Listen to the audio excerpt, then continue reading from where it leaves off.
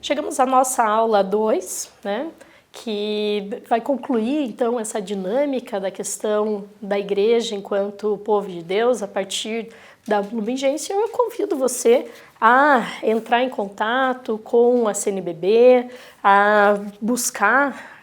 a aquisição desse subsídio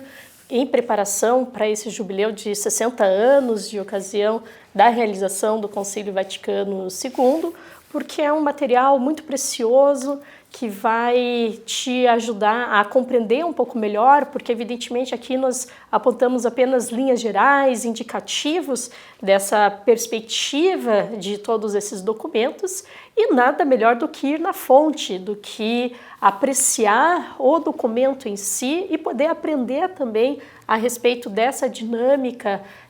que se passou na vida da igreja por meio desses importantes documentos conciliares. Esse subsídio que nós estamos estudando é o de número 17 e nesse momento dessa aula número 2 nós vamos então dar sequência a esse aprendizado observando como o Concílio Vaticano II vai apresentar a questão do povo de Deus nesse documento da Lumen Gentium. Então, para entender essa dinâmica do documento da Lumen Gentium a respeito do povo de Deus, a gente pode falar sobre o contexto histórico que nós já vimos na nossa aula de número 1, a respeito dos motivos que levaram à convocação desse concílio, e fundamentalmente também a questão dos principais documentos do Vaticano II relacionados ao tema. A gente vai ter a Dei Verbum, vai ter a Sacrosanto Concilium, vamos ter inúmeras outras questões que vão envolver essa realidade dessa igreja una, santa, católica e apostólica, fundamentalmente a partir do contexto da revelação. Então, essa dinamicidade toda que a Lumen Gentium vai trazer quanto à realidade do povo de Deus tem a especificidade e objetivo de universalizar a igreja num contexto de abertura à participação dos fiéis, a compreensão de que agora era tempo de ser igreja, né? Como diz a música, caminhar juntos, participar. E esse povo de Deus, que tem toda uma história que vem desde a realidade do povo de Israel e vai passando por enormes tragédias, desafios e realidades de aliança que vão se conjugar em sua completude com a realidade da encarnação de Jesus Cristo, vai ser esse povo de Deus que é convidado a uma vida de santidade. E como vai se dar essa vida de santidade? Por meio do coletivo, por meio da vida universal ao lado da igreja. E um aspecto muito importante que não pode passar despercebido da questão da Lumen Gentium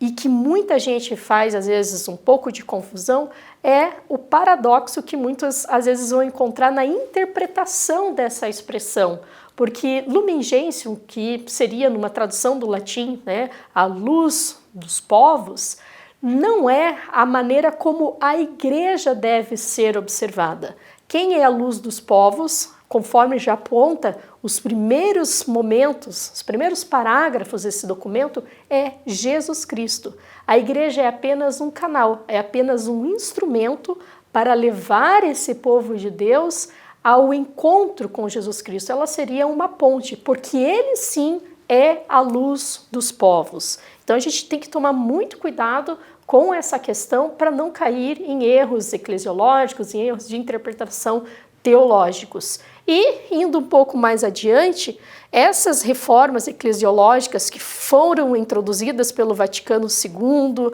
essas mudanças na hierarquia e esse convite a uma participação mais ativa dos fiéis, não é que de uma maneira central foi bem vista logo ao final do concílio. Nós vamos ter muitas realidades de igrejas em específico em alguns países, onde o povo, de repente, começa a perceber que essas mudanças eram um pouco estranhas. De repente, todas as transformações na liturgia, né, nós vamos ter algumas comunidades que vão se recusar a essas transformações. A incorporação, por exemplo, de movimento bíblico, as realidades pastorais dentro de inúmeras dioceses. A gente precisa também compreender que para que todo esse cenário se transformasse, mesmo hoje, depois de praticamente 60 anos, nem tudo que está compreendido na Lumen Gentium e também em outros documentos conciliares conseguiu, de fato, ser estabelecido, justamente porque a igreja não é composta somente de pessoas santas, não é composta de somente pessoas que rumam à santidade como desejo salvífico e objetivo pessoal contundente. Em muitos momentos nós vamos ter as mazelas humanas, as suas misérias, os seus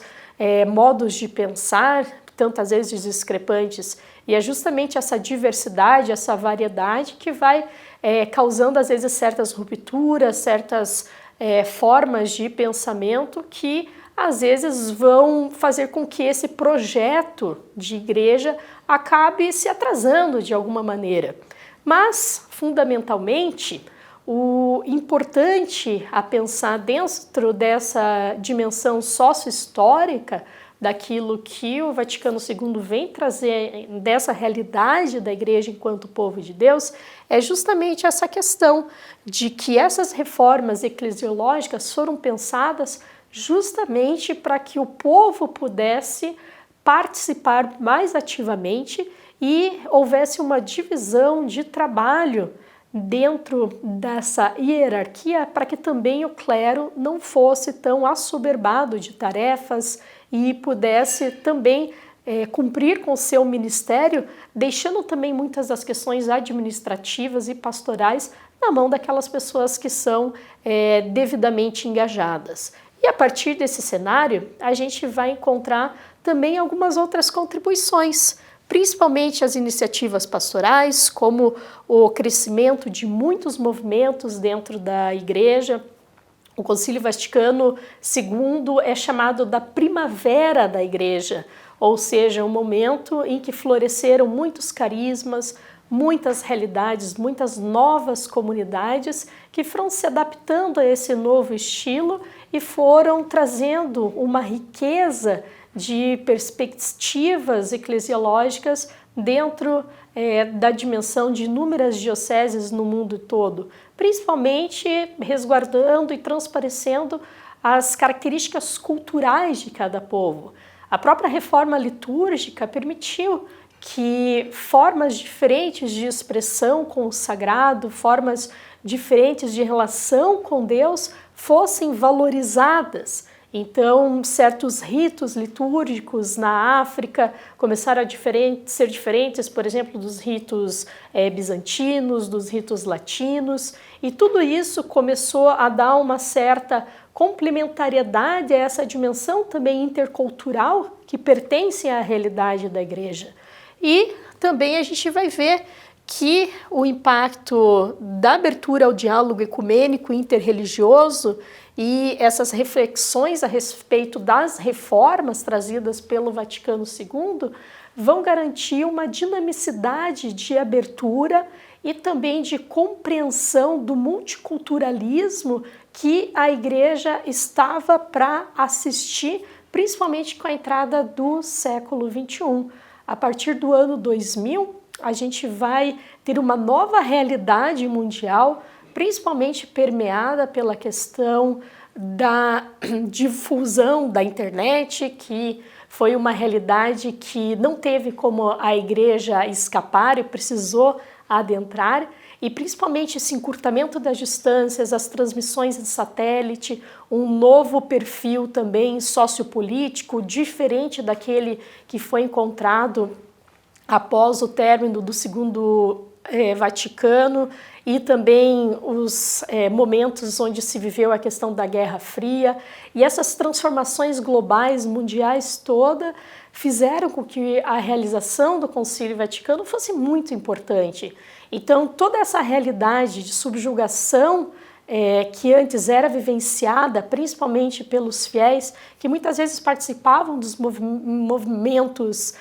litúrgico ou mesmo do acesso aos sacramentos, pareciam ser muito mais realizados por mero formalismo do que com um significado. E principalmente no aspecto da catequese, essa forma de se repensar também o catecismo da igreja, de se incorporar à vida das pessoas, Jesus Cristo enquanto luz para os povos, passou a universalizar esse pensamento e a potencializar a realidade dos fiéis para que pudessem, de fato, ter essa sensação de pertencimento à religião ao qual estavam batizados. Então, para concluir, eu quero convidar você novamente a fazer vistas desse documento. Busque na internet, busque entre as pessoas conhecidas, às vezes na sua paróquia, na sua comunidade, informações a respeito de como adquirir esse subsídio, porque ele pode trazer grandes vantagens para a sua vivência pastoral e principalmente para valorizar o seu próprio carisma, a sua própria dimensão enquanto fiel leigo, batizado dentro da vida da igreja.